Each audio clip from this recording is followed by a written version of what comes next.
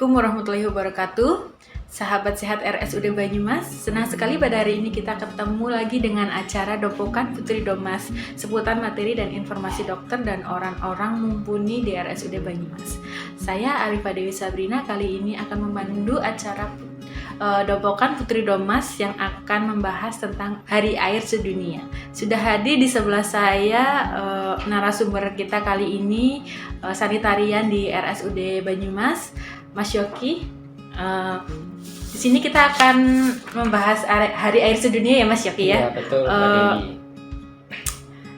Air adalah bagian vital di kehidupan kita. Sekitar 3/4 bagian tubuh dari kita adalah air. Kita tidak bisa hidup tanpa air selama maksimal 3-5 hari. Iya betul. Air juga fungsinya banyak banget ya Mas ya. Iya Mbak. Menurut Mas Yoki, apa sih itu air bersih Mas? Jadi air bersih itu sendiri menurut WHO merupakan air yang dapat dimanfaatkan oleh manusia untuk memenuhi keperluan domestik, mulai dari konsumsi, air minum, simpan makanan, mandi, MCK, dan lain sebagainya. Seperti itu Mbak. Pasti kita dan semua manusia membutuhkan air bersih ya untuk kehidupan sehari-hari. Dari pengertian tersebut mungkin bisa dijelaskan sumber-sumber air bersih jenisnya atau air sebenarnya itu dari mana sih Mas Yoki? Oh ya. Jadi untuk sumber air bersih itu sendiri ada 3 Mbak Dewi. Yang pertama itu ada air atmosfer atau air angkasa.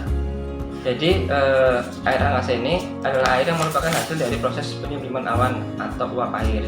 Ya contohnya di kehidupan kita itu adalah air hujan. Lalu yang kedua ada air permukaan. Air permukaan ini meliputi badan-badan air semacam sungai, danau, telaga, waduk, sumber permukaan, dan lain sebagainya. Lalu yang ketiga ada air tanah. Air tanah ini adalah air yang berada di bawah permukaan tanah. Seperti Mbak Dewi, contohnya mata air, air sumur yang digunakan sehari-hari di kehidupan kita. Gitu. Mungkin dari sumber-sumber tersebut ada klasifikasi tersendiri nggak Mas Yoki untuk kayak kelas-kelas air atau golongan air? Kan itu tadi disebutkan jenis air itu mulai dari air angkasa, air tanah, air permukaan. Mungkin dari sumber-sumber tersebut ada klasifikasi tertentu nggak untuk penggolongan air? Oh ya, baik, terima kasih Mbak Dewi. Untuk air tanah sendiri itu digolongkan menjadi 3. Yang pertama ada air tanah dangkal. Jadi air tanah dangkal ini terdapat pada kedalaman kurang lebih 15 meter di bawah permukaan tanah. Tentunya ini ada di sekitar kita ya. Tentunya ada di setiap rumah pasti kan ada yang menggunakan sumur. Nah itu kurang lebih kan sampai 15 meter seperti itu. Lalu untuk keperluan air sumur tersebut digunakan untuk seperti mencuci, untuk mandi, untuk kepunan, air baku air minum. Lalu secara fisik pasti air tersebut yang digunakan di sumur itu pasti memiliki karakteristik ya, seperti air itu tidak berwarna jernih sehingga dapat dimanfaatkan. Lalu yang kedua ada air tanah dalam. Air tanah dalam ini memiliki kedalaman rata-rata di antara 100-300 meter di bawah permukaan tanah. Air tanah dalam ini memiliki kualitas yang lebih baik daripada air tanah dangkal karena penyaringannya berulang kali menembus lapisan-lapisan yang ada di dalam tanah. Lalu yang ketiga ada mata air. Air tanah yang keluar sendirinya ke permukaan tanah dengan hampir tidak dipengaruhi oleh musim. Jadi itu sumber mata air yang mengalir secara terus-menerus dan itu muncul dengan sendirinya. Untuk kualitas dan kuantitasnya sama dengan air seperti biasanya. Jadi pastinya secara fisik ya bersih, jernih, tidak berbau seperti itu. Lalu untuk klasifikasi air bersih menurut PP 82 tahun 2001, kualitas air dan pengendalian pencemaran air itu dibagi menjadi 4 kelas. Untuk kelas pertama, air yang peruntukannya dapat digunakan untuk air baku, air minum.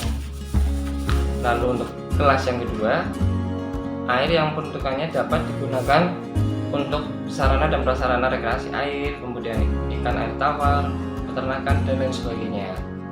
Untuk kelas 3, air yang peruntukannya dapat digunakan untuk kemudian ikan air tawar, peternakan, dan mengairi pertanaman. Untuk kelas 4, air yang peruntukannya dapat digunakan untuk mengairi pertanaman. Kurang lebihnya seperti itu Mbak Dewi yang saya sampaikan. Baik Mas Yogi, ini karena Mas Yogi bagian dari ISPL atau sanitarian di RSUD, saya ingin bertanya sedikit tentang, di sini kan tadi menjelaskan tentang air bersih ya. Iya. Tentu saja air bersih juga dapat berpengaruh pada kesehatan. Betul. Dari segi kesehatan lingkungan, penyakit-penyakit apa aja sih yang dapat menyebabkan penyakit yang disebabkan oleh air bersih? Oh. Dari segi kesehatan lingkungannya, Mas. Oh ya. Jadi untuk dari sisi kesehatan lingkungan itu sendiri bisa ada penyakit yang berbasis air bersih. Salah satunya seperti waterborne disease, penyakit yang ditularkan melalui konsumsi air yang terkontaminasi air atau bakteri. Contoh itu sendiri seperti disentri, hepatitis, kolera, seperti itu Mbak Dewi. Terus yang kedua ada waterborne disease, penyakit karena kurangnya air untuk menjaga kebersihan diri. Jadi itu salah satunya bisa penyakit kulit menular. Ya karena jarang membersihkan diri tentunya bisa seperti ada kusta, infeksi kulit, bisu, dan lain karena sebagainya. kekurangan air ya Mas Yogi. Iya, dan juga untuk kebersihan diri sendiri jadi kurang menjaga seperti itu. Lalu yang ketiga ada waterborne disease, penyakit dari organisme yang hidup di air, misalnya itu cacing. Jadi penyakit akibat infeksi parasit cacing, seperti itu Dewi. Lalu yang keempat, water related insect vector disease. Yang dimaksud ini penyakit yang disebabkan oleh faktor serangga yang sebagian atau seluruh siklus perkembangbiakannya terjadi di dalam atau di dekat genangan air. Contohnya adalah seperti nyamuk. Sebagai kita nyamuk misalkan ada malaria, DBD, seperti itu Mbak Dewi. Itu yang bisa kita lihat dari sekitar lingkungan kita yang Mbak Dewi ya, seperti itu. Jadi tadi disebutkan penyakit itu yang berbasis kesehatan lingkungan, waterborne disease, ditularkan oleh konsumsi air yang tercemar. Yang kedua kekurangan air atau waterwash disease. Yang ketiga water-based disease atau organisme tersebut sudah berkembang biak di situ di air. Dan yang ketiga water related insect vector disease yang disebabkan oleh vektor. Dari penyakit-penyakit tersebut otomatis itu karena air ya Mas Yogi ya. Betul, Mbak Dewi. Terus gimana sih ciri-ciri air yang baik atau syarat-syarat air bersih yang layak untuk dikonsumsi atau dipakai kita dalam kehidupan sehari-hari? Baik, untuk ciri-ciri air bersih itu sendiri di lingkungan kita sehari-hari ya, ini cukup mudah lah Mbak Dewi. Secara fisik itu sebenarnya yang pertama tidak berwarna, otomatis itu air itu jernih. Lalu yang kedua itu tidak berbau. Jadi kita kan bisa menghirup nih sama cium aromanya, berbau atau tidak sih. Yang ketiga tidak berasa. Berarti kita harus mencicipi air itu Mas Yogi. Ya, kurang lebihnya untuk memastikan seperti itu. Kalau itu airnya mentah gimana Mas Yogi? Ya kan kita hanya mencicipi saja Dewi. Seperti itu. Jadi secara fisik aja untuk di kehidupan sehari-hari lah ya, untuk orang pada umumnya itu tidak berwarna, tidak berasa, Jadi itu minimal yang dapat, berarti kayak secara visual ya Mas Yogi, yang bisa dipraktekkan untuk semua orang ya. Betul sekali. Oke. Oke, terima kasih Mas Yogi.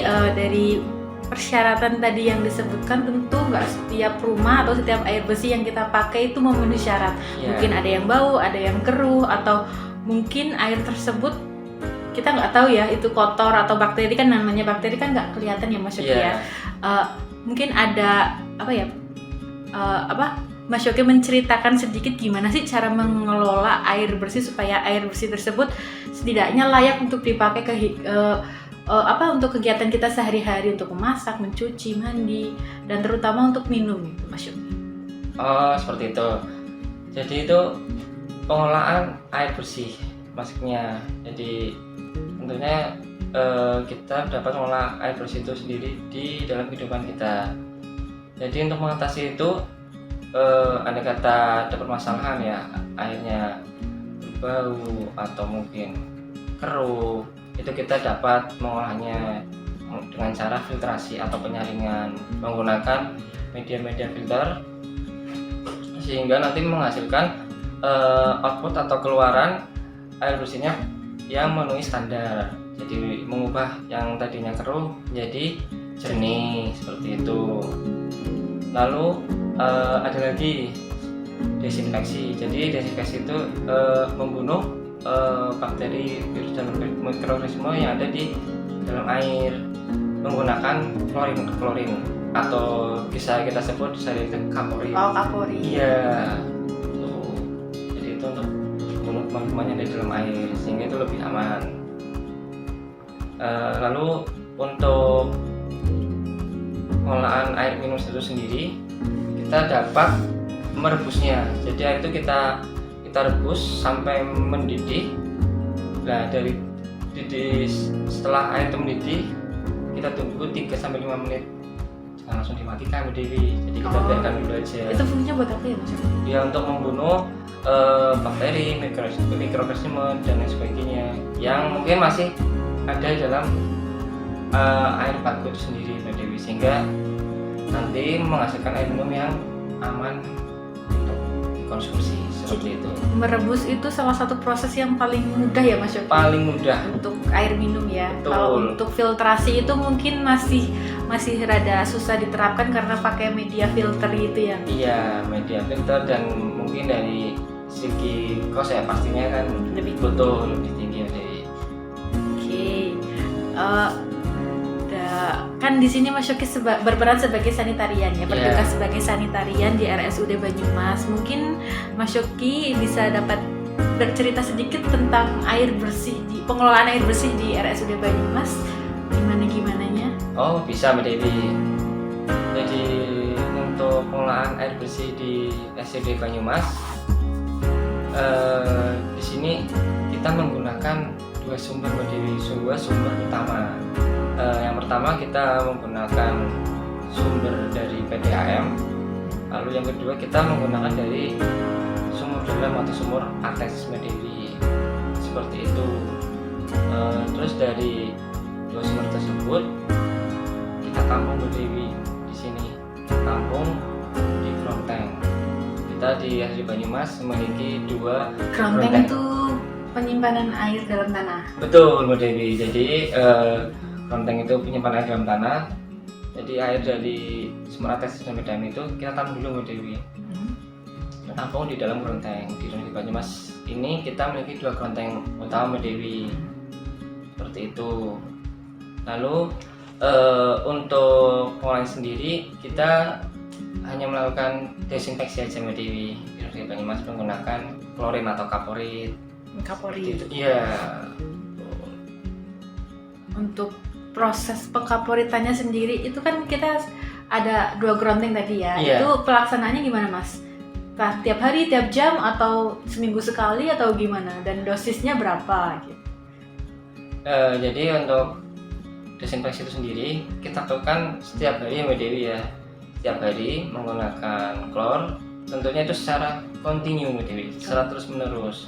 Jadi kita menggunakan bikin larutan klor, kita encerkan, lalu kita nanti kita titrasi atau kita teteskan ke dalam grounding itu secara terus menerus Bu Dewi. Karena kan tentunya kan air tersebut kan selalu kita gunakan ya, jadi kan harus secara kontinu seperti itu. Ya jadi Mas Yogi untuk proses pendistribusian air bersih dari grounding tersebut tadi yang dijelaskan, Ya. gimana sih sampai air bersih tersebut bisa kita pakai di keran-keran pengguna gitu? Jadi di Rumah Sakit Banyumas ini kita untuk distribusi air itu menggunakan sistem lama ya, kita menggunakan sistem gravitasi Mbak Dewi. Gravitasi. Iya. Jadi dalam sistem gravitasi itu kan mengalir dari tempat yang tinggi ke tempat yang rendah. Jadi dari grounding itu kan di bawah ya Mbak Dewi, harusnya di bawah tanah. Kita pompa Mbak Dewi. Pompa naik ke atas, kita ada menara air. Nah, kita tampung di atas. Nah, setelah kita tampung di atas, baru kita alirkan atau kita distribusikan sampai ke pengguna. Contohnya seperti karyawan, pasien, pengunjung, seperti itu. Jadi tadi mulainya secara gravitasi aja. Seperti itu. Masih untuk bicara tentang ini masih banyak lagi ya Mbak Dewi ya. Bisa kita obrolkan, kita bahas.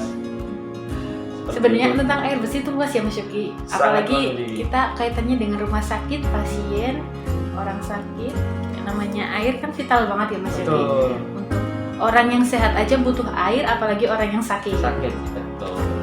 Supaya dia pulih kembali sehat seperti itu. Oke, terima kasih Mas Yogi untuk materinya seputar tentang air bersih. Terima kasih kepada sahabat sehat RSUD Banyumas dimanapun berada yang telah mengikuti Dopokan Putri Banyumas kali ini. Mari selalu kita ikuti acara ini di lain waktu dengan narasumber berbeda, materi berbeda. Jika sahabat RSUD Banyumas ingin memberikan usulan atau tema terkait judul isi materi dan informasi Dopokan Putri Banyumas di acara yang akan datang, silahkan tulis di kolom komentar. Jangan lupa untuk like, share, dan subscribe. Terima kasih.